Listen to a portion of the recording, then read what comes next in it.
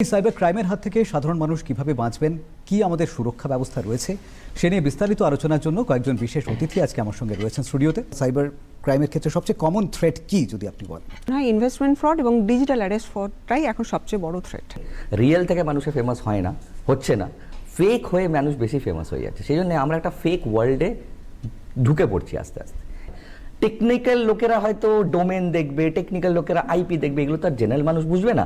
General মানুষের যেটা দরকার সেটা হচ্ছে তাদেরকে বুঝতে হঠাৎ করে সবিবাবু আমাকে পাঠালো কেন। কি ধরনের প্র্যাকটিস মেনটেন করা উচিত সোশ্যাল মিডিয়ার ক্ষেত্রে নিজেকে সুরক্ষিত রাখার জন্য? নর্মাল মানুষ হয় তাহলে ফেসবুকটা লক করে রাখাটা প্রোফাইল লক করে রাখা। নাম্বার 2 হচ্ছে আজকে যে কোনো সোশ্যাল মিডিয়ায় 2 ফ্যাক্টর অথেন্টিকেশন আছে, যেটাকে 2 স্টেপ ভেরিফিকেশন, বেসিক্যালি ওটিপি। ওই সেটিংসের মধ্যে গিয়ে, সিকিউরিটির মধ্যে গিয়ে, প্রাইভেসি লগইনসের মধ্যে গিয়ে দেখবেন যে ওখানটায় 2 স্টেপ ভেরিফিকেশন ওটা বাই ডিফল্ট অফ থাকে। ওটাকে যদি অন করা হয়, কেউ যদি আইডি পাসওয়ার্ডটা চুরিও হয়ে যায় তাহলেও কিন্তু সেই যে হ্যাকার বা স্ক্যামার ওটা যদি মানে দেওয়ার পর ওটিপি যে ব্যক্তি প্রোফাইল তার মোবাইলে চলে আসবে। যতক্ষণ নয় ওটিপি পাবে সে লগ ইন করতে পারবে না।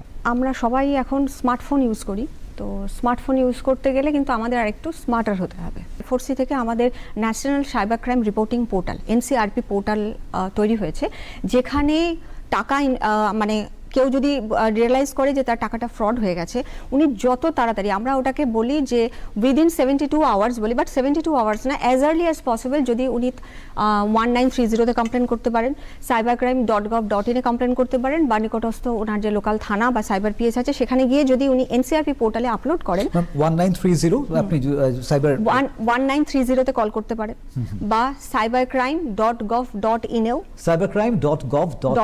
উনি কমপ্লেন করা যায়।